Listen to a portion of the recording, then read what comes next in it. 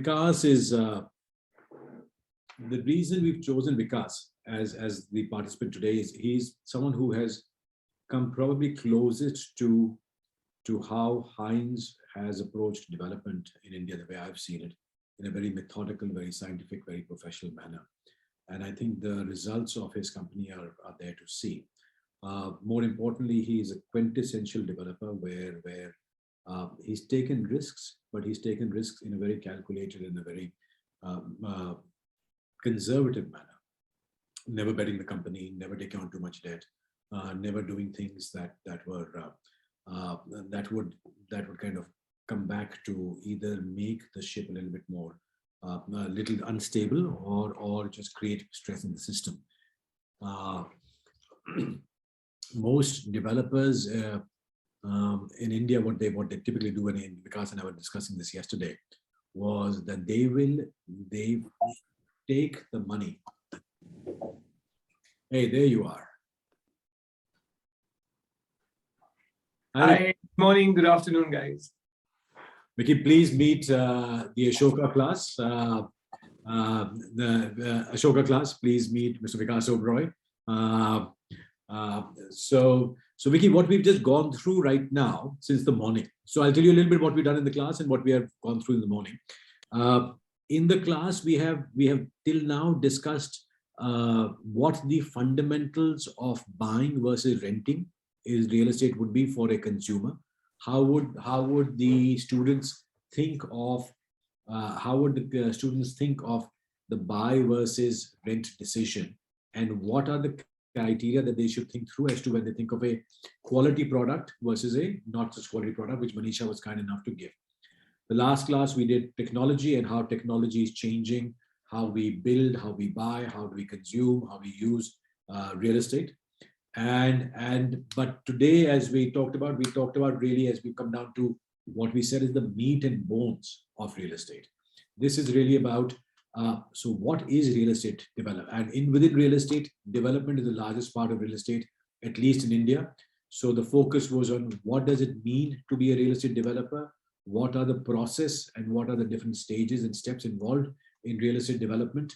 And which we've just gone through, and I think they're all tired of listening to me for the last two hours. And now the exciting part of the class begins, which is they get to hear from you, your stories and your thoughts as to what is real estate development, what it takes to succeed in that, what it takes to not fail in that. They're two different things in my opinion. And a little bit more about your own personal journey. So if I can start, how would you define what is real estate development and what a real estate developer does? Okay, before we even jump into the question and answer session, I want to tell the class how lucky you guys are to have Yash as your mentor. Seriously, I would do anything to be one among you all. The kind of things that I discuss with him and I learn from him is something I really, really value and cherish. So I can only see the glitter in your eyes when you are actually listening to Yash. It's something very similar that I have. I'm going to do my best. I will tell you everything from the heart, and how I have done things. They may not be right, but they've somehow worked for me. And if they work for you, great. All these strategies have to be embedded with individual personalities, individual markets, and then taken forward. So whatever I tell you, is something that I have experienced and I've gone through. They may not be a necessary formula, but I can tell you for sure that some of these things are pretty basic. And if you guys are interested in a real estate career and you guys follow that, I can tell you that you're surely bound to do better. Yash, now, really guide me through this. I have not done anything like this earlier, but I'm equally excited. Happy to, and you've started exactly on the right track, which is the whole focus of the class is to give the students a insight and an introduction, very high level introduction. What is real estate? What are the different components? What's development versus management versus technology, etc. Either as a consumer, so it's for either doing personal investments in real estate or maybe having a career in real estate tomorrow, if they so wish. In that context, what we are discussing today really is, what does, for you, when you have to think about real estate development, what do you think is a real estate developer? What does a real estate developer do in your mind? I'll begin with a funny story. I have a 13-year-old. I was driving with him, and we happened to look at one of our buildings. And he asked me a very similar question to what Yash has put forward. And he said, Dad, what do we really do? So I told him, I said, we build buildings and we sell them, and that's what we really do. So he says, no, hang on. We buy land. We give a contract to a contractor. We hire an architect. That architect designs. We tell him how we need to design it. Then we give a contract to a contractor. The contractor builds it for us. We then sell individual units, collect the money. Obviously, our cost is less than our sale price. We make more money. We take that money, we buy land again, and then we again do this circle over and over again. So I looked at him with big surprise and I said, exactly. This is exactly what we do. It's as simple as that. So, on a very simplified level, this is exactly what developers do, really. We are not any different from any other industry. Land is our raw material. We make sure that we buy good raw material. Now, when you buy land, and when you say, what is, good land or good raw material, you buy from a good ex-owner. You make sure that the title of the property is clear. You make sure that all the approvals, zonings are either achievable or already there in place. And then of course, you do a bit of a study in the market, try and understand what the market really wants or what actually is missing. Most of the time, we all believe that, one-bedroom apartments are selling very well here, or two-bedroom apartments are selling very well here. Let's just build that. But, isn't everyone thinking like that? Really. So what is not being built, and why is it not being built? There was a market where people had done a lot of one-bedroom, two-bedroom, and three-bedroom apartments. Nobody had done a four-bedroom apartment. And I just did a back-of-the-envelope math, and I said that even if 1% of the people have done well in life in the last 10 years, within this vicinity, 200 odd people may want to buy a four-bedroom apartment. And I was just building 80 of those. This is like way back in maybe 98 or 2000. And there it was.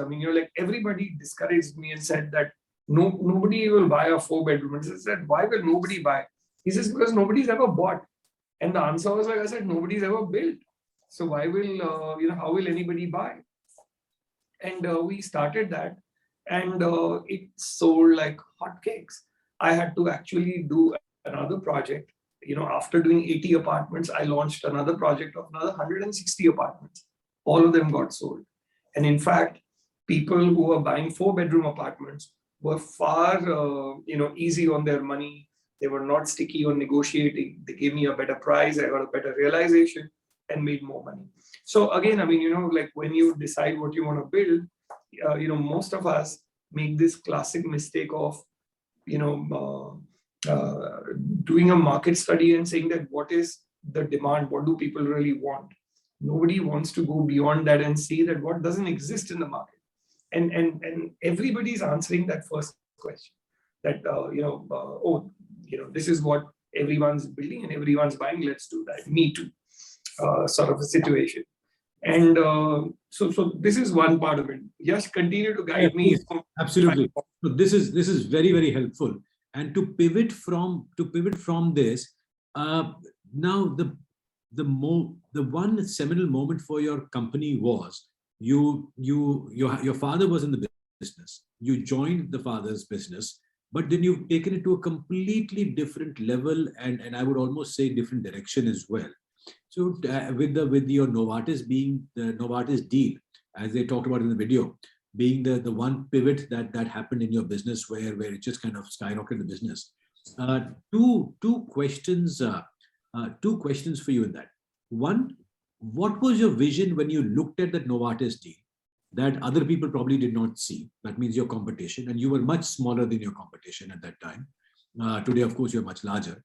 And second is, where did the courage come from to kind of go and take a big bet, which even the biggest people like Rahejas and all, which were very big at that time in your market, were feeling a little hesitant to take?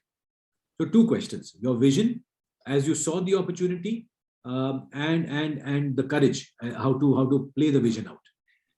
So, frankly, my father started real estate as a startup for me. So, I was very young and I started associating with my father when he was really in a startup mode. So, dad did just two buildings. And within those two buildings, also, I was involved and I learned a lot. I made all the mistakes on his name. So, everything that went wrong in those two first buildings, the discredit went to him, unfortunately, because I was just starting. And everything that went right, I got all the credit. Anyway, that's really on a lighter note. I'll just jump to what Yash said. You know, it's very difficult to build a city. Like if you see, cities don't get built. I mean, hats off to DLF who built, literally single-handedly built Gurgaon. And Gurgaon is an outcome of, Delhi growing too fast. So one, the economy supported him. Two, great vision, great strategy implemented. What I really thought is that cities don't get built. So what do we do? And we are all, what do you call, subjected to poor infrastructure and so on and so forth. So I came up with this idea. How about building a city within a city? So I said, there's this large city, which, start listing down what do you need on an everyday basis for yourself. You obviously need a house, you need a school, you need a shopping mall, you need a hospital, you need a hotel. And then you need an office to work with. If I give you these 5, 6, 7 things, chances are that 9 out of 10 times, you'll probably not have to step out. Of course, when you want to go travel somewhere, you need to go to the airport, you'll go. And I saw that there were many of these attempts which were inorganic in nature. There was nothing, very organic in nature. There was nothing that was planned and built. So we thought that I have an 80-acre land parcel. Let me build a city within a city. So I'm not really building a brand new city. If I build Navi Mumbai or if I build something like that, I have to first sell that city. The idea that, I'm going to move out of the city and then start staying there. Instead, I thought that if I can sell this idea of a city within a city, then I'll have more traction. Most developments, if you see, start with where will the cash come from? And if I'm going to be building residential, then my money will come from the residential and all the social infrastructure, be it the shopping mall, be it the hotel, the school, the hospital, all that gets back-ended. So what you really do is you first build resi, you sell it cheap, and after you got some money, you start putting social infrastructure, which itself is a loss leader. You don't really make money making a hotel. You don't make money making a school. But if you put that first, then you can actually end up making money doing the rest of the development. So what we really did was, we of course started, at one end, we really slowly started doing residential, but our focus was, let's put the school in place. Let's put a hotel in place. Let's put a shopping mall in place. Now, obviously, these became the pull factors for the development. And once people started, enjoying these things, and, I was very lucky. I was traveling and I met a friend of mine in Dubai he's the owner of Emaar. he told me a city swirls around a 5-star hotel. So what I really did was I just decided I want to put the Westin Garden City Hotel there. So we connected with Starwood, the then owner. Now, of course, Marriott is the owner. And we got the first 270 odd room 5-star hotel in that part of the suburbs. There was not a single 5-star hotel within, almost 10-kilometer radius of this property. Nobody dared to do that. I put an anchor around that look, this is a location worthy of a 5-star hotel. And we put an international school. We put an IB school. And, so suddenly people who were willing to come there, the quality of that people changed. And we started building these so-called public assets in a way, and they became like they started pulling people. That was the pull factor that we created. And we started adding value. So to answer Yash's question, the idea was very simple. Want to build a city within a city, don't want to take the onus of building a city outside and then marketing it and pulling people there and all that. It takes 20 and 30 and 40 years. I said, look, we are in Mumbai. And then we said, Oberoi Garden City, a city within a city. And that really became the tagline.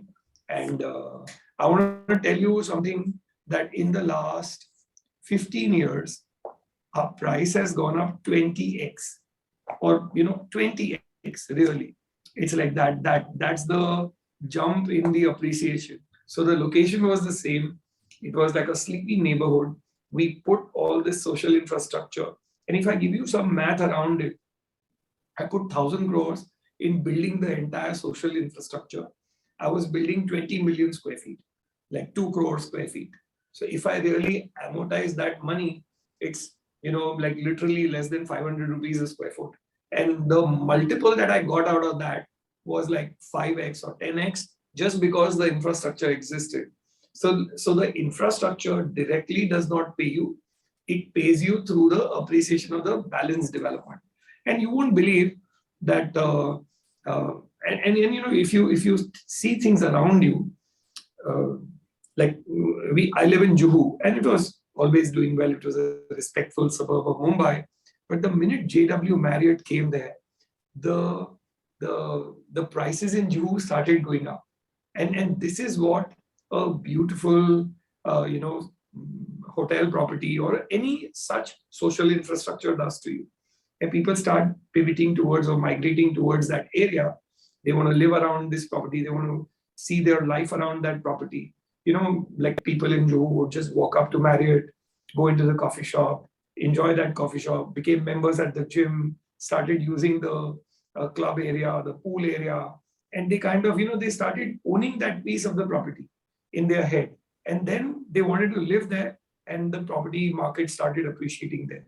So I thought that, I could see this happen. I just wanted to, pick it up and put it in my development. And that's how it started.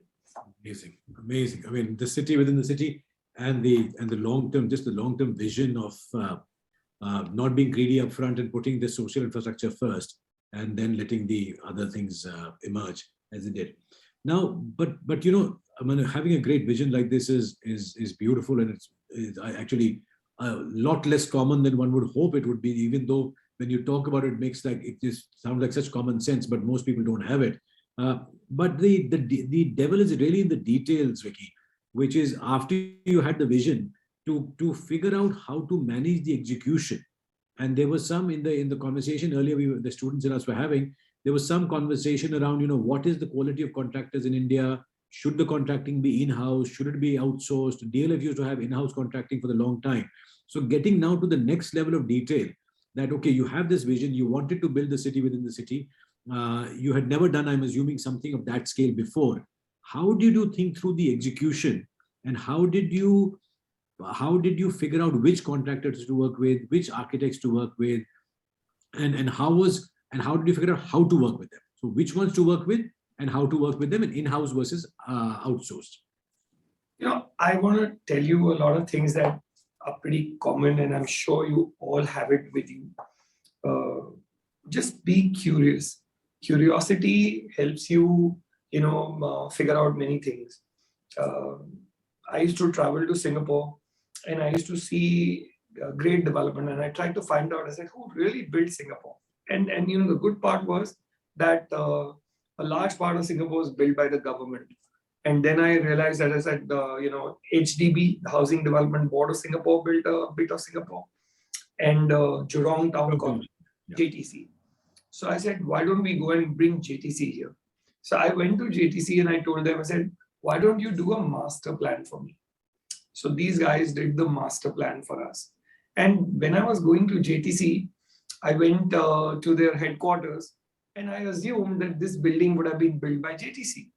So I told them, I said, I love your office building. They said, yeah, it's great. HOK build this. And I said, how come? I mean, why did HOK build? Why did you guys not build? He says, well, our Prime Minister said that all government buildings must be awarded only through competition. Everybody in the world,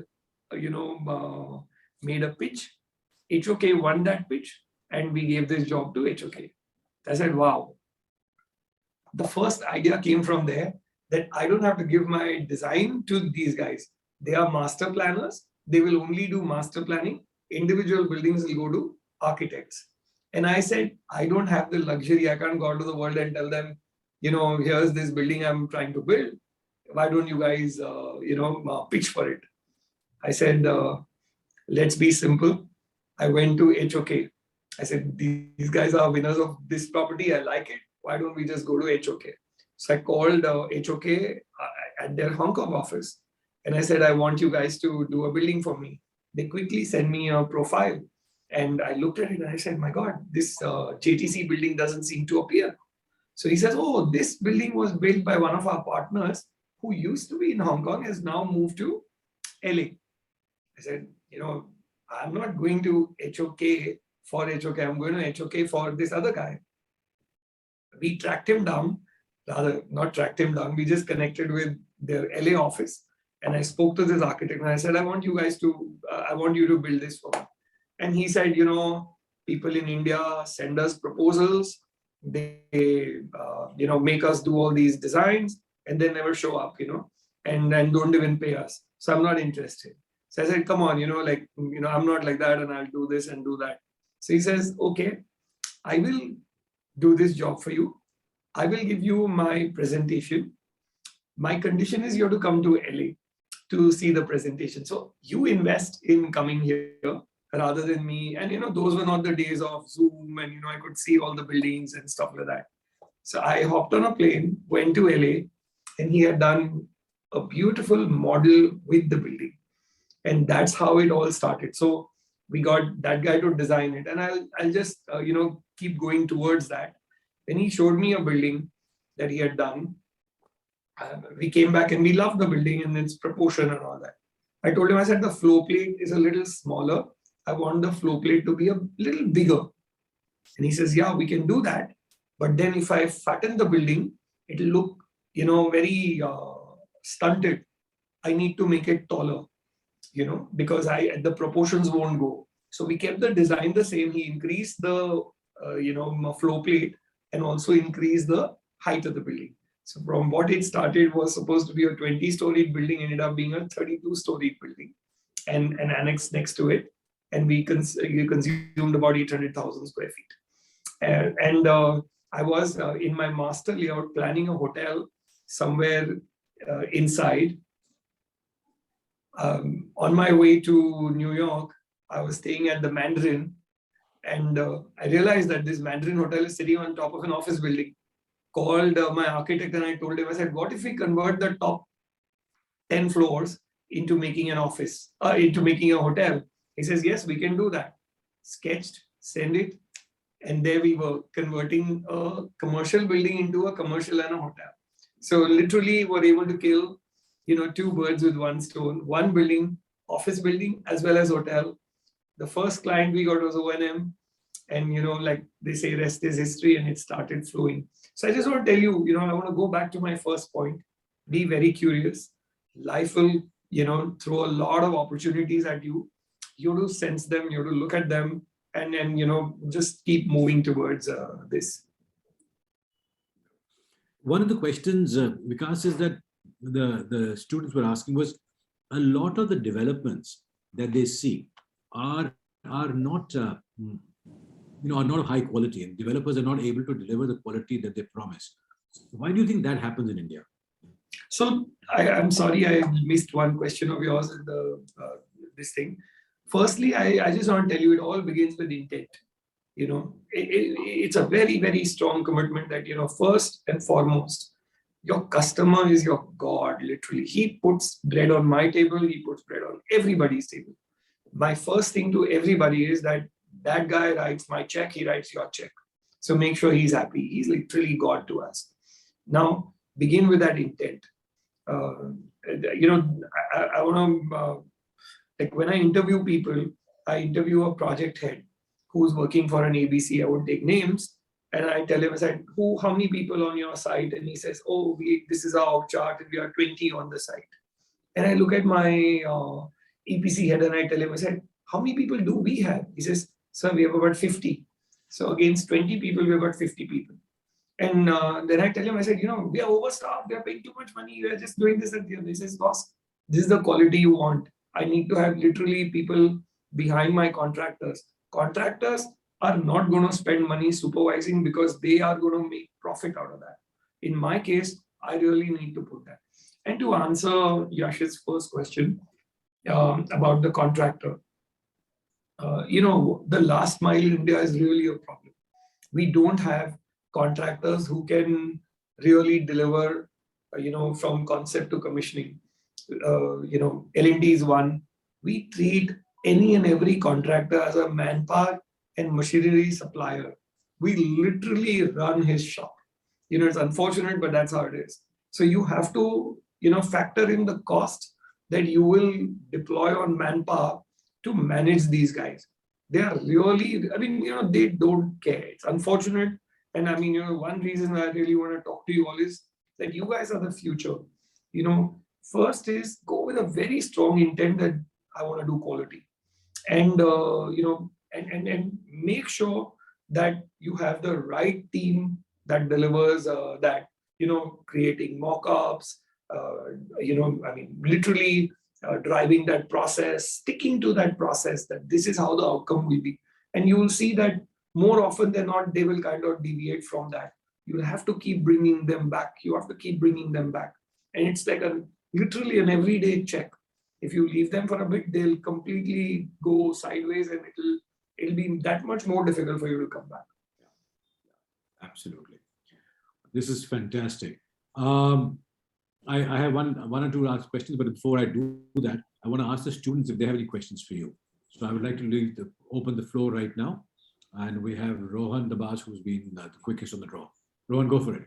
No, seriously, I want everyone to ask me as many questions because, that way I'll probably be able to connect with you all and clear your doubts to the best of my ability, I can say. Yeah, thanks a lot, Vikas, for joining us. I think I have two questions. One is, of course, Oberoi Realty has really built its bread and butter in Bombay. I just want to understand why you haven't thought of other geographies yet. And if you were to think of other geographies, right, what are some of the exciting cities for you personally? And what are the kind of projects you'd want to build out? Would you think of the similar city within a city or some other projects? Just interested to get your input. So I just want to tell you, I'm a hobby pilot. I'm a pilot by I just fly this thing, a single engine plane. And I tell myself, every time you take off, you have to land. There's no other option. Similarly, in business, it's like when I get into a venture, I need to make sure that I finish that project. We continue to hone our skills in Mumbai. We scaled up. It's not that this scaling up was without any challenges. We had our challenges. Luckily, we had time at our disposal. We rectified things and we made sure that we were able to deliver quality. I do want to expand. For me, I feel NCR is a brilliant market. The reason is, Mumbai is a supply constrained market. So there is very little supply and there is decent demand. The beauty of NCR is there is no supply constraint. Land is available, buyers are available. and there is great demand. So I want to get into a market like this. If you see, there are very few branded or quality players in that market. So NCR is a natural extension. We do want to get in with a gated community. I also want to tell you all about this gated community business. When we do, let's say, Oberoi Garden City, a city within a city, if I have a very nice mall next to my project, I don't go out there and build a mall. I told you, the social infrastructure really doesn't give me any money. It's there to promote my project. So what I do is I look at the gaps that this social infrastructure has around my property. If there's no good school, I'll build only the school. If there's a hospital existing, I don't need to do that. If there's a mall there, I don't need to do that. I don't need to own this. I just need to make sure that there's a very good, shopping mall there. There's a very good hospital there. There's a very good, within 1 kilometer distance. And then I'll build the rest of the infrastructure and build that. So to answer your question, NCR is something that I really am excited and I'm looking forward to. Okay, thanks. Sorry, Yashwant? Right. Sir, so I want to understand, how do you start real estate development in Mumbai? Because the land cost is so high. It's like 40 to 60% of the entire, the project. So do you start by getting into loans? Like, can someone start in the suburbs of Bandra or, Juhu, or even town for that matter? Or do you have to go to the northern suburbs and start there because the land is cheaper? Like in Delhi, this problem isn't there. So, again, the different suburbs of Mumbai has different pricing. You can pick land in whatever part of real estate is a capital intensive business. You need the capital. Now, if you have the brand and the expertise, a lot of landowners are willing to become partners with you. If you and Yash is an expert at that. Heinz has got the most amazing model where third party owns land, somebody else brings in the funds, and then they build it. As far as we are concerned, I build my capital over time. And today, with the brand name we have, with the capital we have, we are able to buy that. And I also want to tell you that we literally run, for the rest of the world, one cycle behind schedule, I would say. So if I'm buying a new land parcel, what I do is I don't load the debt on that project because there are a lot of uncertainties riding on that project. Firstly, it's raw land. I need to get approvals for that. And many things can happen. It might just get delayed, and interest and repayment starts on a particular date, even however long I have that. So what we typically do is, in any of my ready or semi-ready, project, I have apartments which I pledge, or I pledge the receivables of these to the bank and take money. So as and when I keep selling these apartments, I keep repaying the debt that I've taken for my new land parcel. And we, of course, invest a little of our capital. And once, this project starts, this project then in turn helps me buy another land parcel. So you have to play that cycle, really. So, but the quick follow-up would be that when your father started in Mumbai, even back then land prices were high for that time. So what were the challenges you faced as, a small player back then, starting with your first building? So again, I want to tell you that, those were the days, they were very different. My father and I bought one land parcel where we paid 20 or 30% to the landowner. He was a land aggregator. And those were the days where, things were very different. He just gave us a letter confirmation that I'm selling this property to you for this price. You paid me so much and you're going to pay me so much in the balance period. We went to the market. We found there were investors interested in buying an apartment from me in the building in the land parcel that I just paid a token for. So we were able to pre-sell that, take that money, give it to the landowner, and work that through. But today it doesn't work that way. Today everybody's become very professional. and then we took our chances then. Today, I would not recommend anybody to really do that. I mean, if if you don't have the capital, I'd say that you hone your skills, you build your brand, you create your connections working for a company. Let's say if any one of you were to be working for DLF, work for 5, 7, 10 years, build your relationships, whether it's with banks, investors, contractors, and then build your reputation also, and then go out there and then probably do that. So you can't be just getting out of college and saying that I want to buy this piece of land and somebody should fund me. I mean, it'll be too much of a fairy tale for that. Not discouraging you, but really telling you that this is how things are. Aman?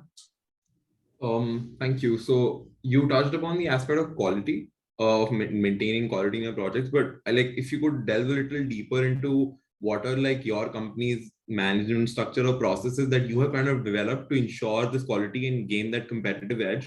Is it simply about having 50 over 20 people in a particular team? And also quickly, when you use the word quality, what is it that in your mind you're really looking for to when you think about quality and maintaining that in your projects? Thanks. So what we did is we broke down the activities and got experts to do everything. So we said that if I want to buy concrete, my concrete plant on my site is going to be run by Lafarge or Ultratech or somebody like that. We only buy steel from the 4 companies that make steel out of billets and not the re-rolling mills. Now re-rolling mill quality can be an iffy. They use old steel melted and then start building that. We only buy from Tata, Jindal, Arcelon, and one more company who do just that. Number 3, we make sure that we are in control of the entire process. Like when I give a job to L&T, I tell L&T that the construction manager which L&T will put on site will have to have my approval.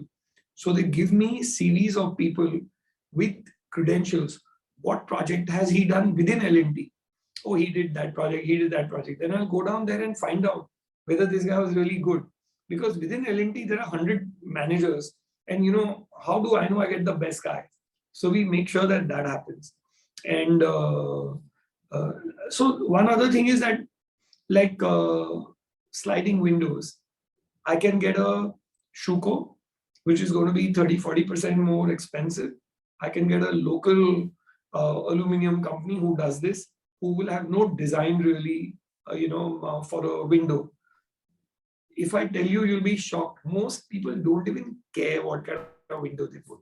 Now we go to that level, of making sure that we buy standard products. Again, I mean, you can buy wires that are cheap. You can buy wires that are branded and good. You can buy taps which are Chinese made, or you can buy, a Toto or something like that.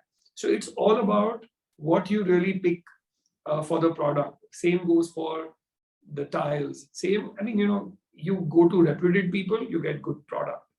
The same thing goes for like a mechanical, electrical, HVAC, firefighting, plumbing contractor. You go to the best, he'll give you a good product. I mean, there are very few who can do all this and do it well. Then again, use technology, use BIM, use, so clash detections, make sure that how progress is happening at site. So many things come into play. Yeah. Really. Great. We have a lot of questions. Sahaj? Hi, Vikas. Yeah, so I wanted to get a sense from you about what do you think, I mean, how the consumer behavior itself is changing, if at all it has changed in your industry, and what it would take for a business to succeed, say, in the next decade. And second was around inflation, say in a high inflationary environment, how do rising input costs? Sahaj, we have limited time. Choose one question. Which one would you like? Yeah, so the first one, yeah. Just Okay. So firstly, obviously consumer behavior is a constant. There are many things that, drive this consumer behavior. One is how well are you doing economically, or how well the country is doing. That is one bit. COVID has been a big factor. People have spend so much time at home that they all now want bigger homes. Look at you guys. You guys are at home and doing a Zoom class. So in one of our projects, I created a Zoom meeting room for this thing. All I did was create a small corner. It was like a study, but it gave you little privacy. We did some interior design to this and created a Zoom meeting room. So that became a big USP. So consumer behavior, like COVID got them to buy more area, so on and so forth. Balconies came back into fashion because you're sitting at home, you want to step out without taking the risk. People wanted balconies. Now, of course, COVID goes away, some of this behavior will continue to stick.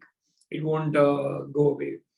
And input cost, you have to be very, you have to be constantly looking at it, and don't sell all your stock in advance because you'll never have the chance to catch up. Build contingency like any other business. Make sure that you sell over time, and that way, because the markets understand, they'll factor in if the prices have gone up. So that bit will happen. Thanks. Ayush?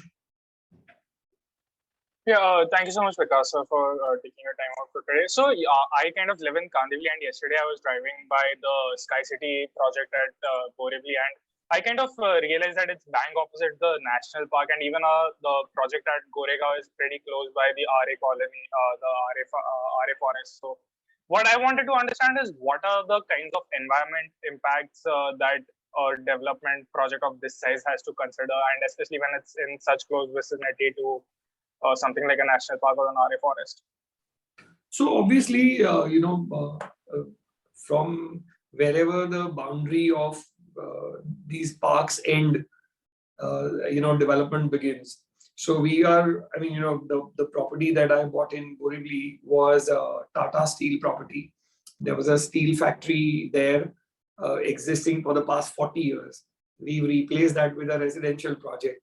So everyone knows, like a steel plant would be far more damaging to this thing. That's why the government changed the zoning from factory to residential. Similarly, Ciba-Geigy was a pharma company doing all their research and lab and production there. We shut that and we put a residential project there. Obviously, we make sure. So again, I'll just give you an example. We inherited 2,800 trees from Ciba-Geigy or rather Novartis when we bought that. Today we are at 7,000 trees. So literally we planted additional trees and make sure that happens and things like that. So one has to be mindful of all this. The good part of having international consultants is that you don't follow local norms. Local norms are unfortunately very forgiving. I would straight away hire people who will tell me what are the best practices in the world. We're a listed company today, and my entire literally environment scorecard is like available to my investors, and they decide whether they want to be a part of my company or no, basis just these issues. So one has to be very, very careful. Thanks, Vikas. Zoe, may I come back to you later? I just want to get a few people who've not asked questions before. I'll just come back to you. Charu? Thanks, Vikas, for taking time out to do this. So my question is basically, when you first set out to build Oberoi Garden City in the way that you described it, be the 5-star hotel or the Ivy School or the 4-bedroom apartment complexes, didn't you ever wonder if that was too risky, especially did you or did someone else tell you to, cut down the scale of the project, particularly because, you didn't really have a clear-cut sign of demand? That's basically my question. So, the first person to tell you all this is your own CFO, because he's writing all the checks. He's saying, what the hell are you doing? Nobody will buy. Who will buy such a big apartment? Who will do this? Who will do that? And all that. Like, again, I want to tell you that you have to follow your gut. Your gut comes with, some sort of experience and, your connect with your business. So what I really did was, like I said, that, I build buildings thinking that I'm going to stay there. In my head, I live in that apartment, whether it's a 1-bedroom apartment, whether it's a 2-bedroom apartment, a 2.5-bedroom apartment, and all that. And I literally in my head thought that who's my clientele? This guy who lives here, how will he entertain people? If friends are coming over, if there are 20 people coming over, how will he go about doing things? For 20 people, you don't end up cooking in the kitchen. Maybe he'll order from outside. Or maybe, what he'll do is that, hey guys, come over, let's have drinks and maybe some sort of starters. And then let's walk to the mall and probably go in and sit in a restaurant and eat and then leave, something like that. So if my house is of this size, how will I live? If my house is of that size, how will I live? Who is the target audience? And so on and so forth. So this is again, your connect with the customer.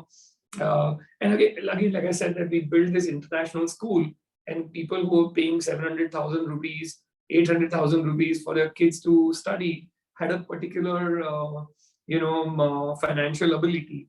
And if somebody's paying, 15 lakh rupees just for 2 kids, his ability, he would be earning 2 crores a year. If he's earning 2 crores a year, 5x of that could be his house budget, 10 crores. If 10 crores is the budget, he can buy so much area. All I need to give him is like a lifestyle. So this is how one goes about thinking, There are many signals that come to you. Like I said, that you build your gut over with your experience and then, apply all these tools. It's not just simply, I believe it will happen and it happens. Nothing like that. There is a lot that goes in doing that. But you're right, at some point, that leap of faith or that risk one has to take. But it's not like jumping off, the cliff kind of risk. It is a calculated risk. We do, tests, we talk to customers, we show them plans, and we massage those plans basis input and things like that, and then go about doing it. Ritupar? Ritupar? Yeah. Sorry for not having my camera on. I'm like suffering from really bad internet connection. So my question to you is, for your Oberoi Garden project, you've tried to create an entire ecosystem, right? And I'm assuming that your core competence as a builder is really your realty. How much of a challenge was it for you to be able to set up a school and a hotel? What was your involvement in it, and if not, how are you able to find the right partners to be able to set it up? So, I went to the American School of Mumbai, and I went to the head of American School, and I did not even know him really. Actually, I had bumped into him in somebody's house, and I think his name is Paul Fortune. Watchman, yeah. Correct. So I went to Paul and I told Paul that I said, I want to build this school. And I hired an architect who would build 200 schools. See, we understand space, we understand development. At one end, I had Paul Fortman, and the other end, I had another Singapore-based design firm, actually an Australian-based design firm, that gave me a plan. I took that plan and I sat down with Paul and I said this. The first thing Paul looked at it and said, this is a dream school I would like to run. And there and then I gave him an offer. I said, why don't you come and run the school for me? So he says, I'm committed and I have a contract for 5 years and so on and so forth. I said, do you know anybody who would be good enough to run my school? He gave me a head of school, and that's it. It's as like I told you, you just need to be curious and follow your curiosity. On the hotel front, I have a hotel operator who gives me input. Number 2, I had my HOK as my design team. They were fantastic. 3, I want to tell you again, go back to curiosity. How many of us go to hotels all the time, right? We all do that.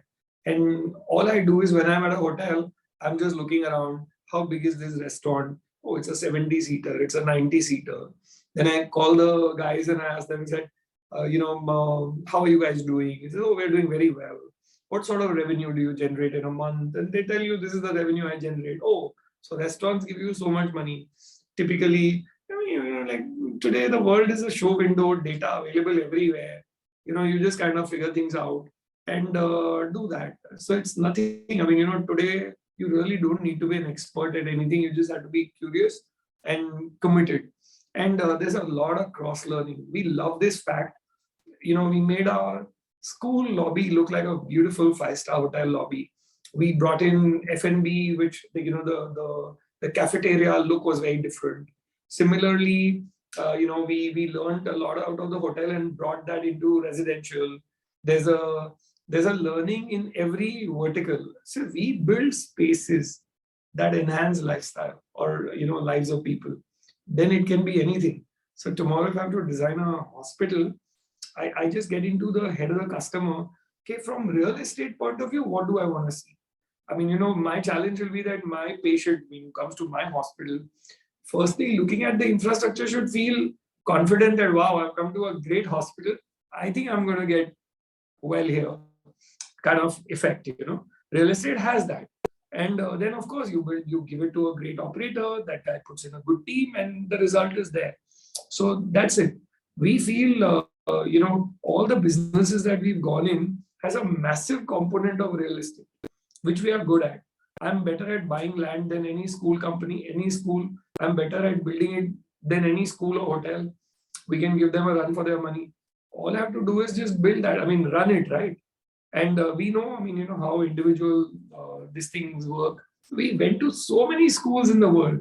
And when we walk into the school, we look at it very differently from real estate. And I said, my God, it's so simple. Like my father was in the hospital. And, of course, after making sure that he's all right, I'd keep thinking and I'd keep looking. I said, their infrastructure is not well built. Their services are not proper. These guys should use the service elevator. These guys should move from here. And I was sitting and actually thinking that if I were to do a hospital, how one could do it better.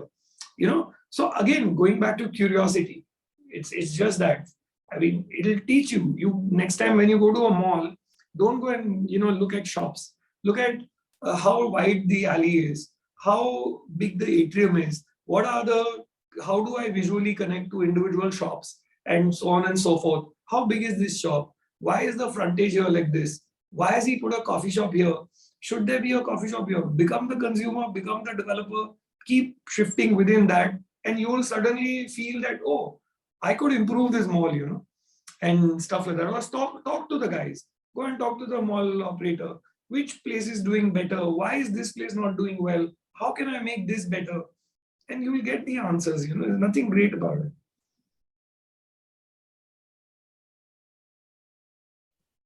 Sorry, you are on mute. Yes, you are on mute. Yeah, I'm thinking, why is Ayush on mute and I was on mute? Ayush, and then Zohaib, yeah. Hi. Thank you, Vikas, for the presentation and the talk. I just wanted to know from you, like your opinion on the macro trends for tier 2 and tier 3 cities in India going ahead from the real estate point of view. So, I would say massive opportunity, low margin, great place to start your business, I would say. And, if you want to start small, tier 2, tier 3 cities are the best to start. Try and understand whether people want plotted development. People want, like you do plotted development and you offer them that, okay, I'll build something for you. You don't have enough margin, but you can play that game. So I would say a great opportunity. Nothing for us really, because our costs are too high and we do have opportunities outside the tier 2, tier 3. Right. At some point maybe, but not right now. Got it. Thank you. Yeah, hi Vikas. So Hi. early in the lecture, we're kind of looking at different components involved in estimating the cost of carrying out a real estate development project. And there's just so many moving parts. You're talking about land costs, construction costs, permits, and such. And I just want to know, from your perspective, you're building such huge buildings. You're talking about Sky City, and you also need a lot of pre-sales to kind of fund your capital as well. So how important is for you estimating how exactly the cost is going to be? And are you guys actually able to predict it with a lot of accuracy? So, historic data, we are a 30-plus-year-old company. Historic data helps us understand what is the shift. I mean, again, if you get stuck in the cyclicality or commodity that we are in today, steel has literally become 2x. It will go back. But, if one has to factor all this, then obviously it is a challenge. But, this is a constant. The moving parts, that's what makes our business interesting. And so you have to continue to keep enough stock in your hand for you to sell going forward. And only then you can probably cover up. The first project that I launched in Goregaon, I sold for 2,750 rupees on saleable area. And it cost me 3,100 rupees a square foot. So I just want to tell you that, if I had not got enough stock in my hand, I would have lost a lot of money had I sold everything at that price. But in the same project, I was able to sell some things at even 8,000 and 9,000. So that's kind of, and I didn't make enough money, I must say, on that project, but you build a reputation. And we know that we have enough going forward. So Sky City, let's say, is a 6-7 million square feet project. So first, a million or two, I may not make money, but then going forward, I'll keep making that. If I continue to make a good product, have my reputation intact, and so on and so forth. Vikas, thank you so much for being generous with your time. We have 2 more questions. I know we are over time. Is it okay if we take 2 more questions? Yeah, please do that. Please do that. Suhina and then Swarna, probably Yashraj, we won't be able to take today. We are really over time. I want to be conscious of how much we impose on Vicky. Yes. Thanks, I'll be quick. Thank you for joining us. And so my question was, when I was going through your Forbes profile, I was just thinking about how your competitive edge was that you deliver on your promises. You have a high expectation of integrity. I was wondering, before you reached this level, or while you were still building your success, if you ever had to witness the flip side of that, or if that ever became a disadvantage against perhaps other developers who tend to take the easy and less integrity route. So I was wondering if you ever felt the competitive pressure there. Not really. I was very lucky. I had very good advisors. One of my coaches, Ramcharan, so he would tell me that, really don't take these shortcuts and so on and so forth. There are many temptations you all will get in life. Don't take them. Trust me. We all say life is short, life is short. Life is actually too long, and you will get too many opportunities for you to, really encash the credibility you build. The markets pay you a humongous premium for being good. Trust me, we actually don't deserve it. Imagine if all the developers were going to follow that sort of trend, who would pay me a premium? So imagine, it's like you get too much money to be good. And, so I would certainly say that it's worth, investing in the early stages of life. Thank you so much, Mr. Vikas, for being here. So right before you joined, Professor was mentioning that you don't take on too much risk. The risk you take on is very calculated. It's very strategic. So if you could just walk us through your approach to risk taking and also the psychology behind it. So, again, like I told you, I fly a small plane and I'm a pilot. For me, landing is very important. And like businesses, when you take off on a plane, I want to know, okay, I'm going from here to A to B, but within that A to B, if I need to have some sort of an emergency landing, which are the airports around me? And when I'm flying, I'm visually looking at this thing. I do visual flying. I do low flying. So I keep looking around. There's an airport here. There's this thing there. There's flat land here, and so on and so forth. Because nobody wants to die, right? So. And I mean, before I take off, I'll make sure how much fuel I have, my other engine parts are working well, and so on and so forth. Similarly, in business, you make sure that all these things are taken care of.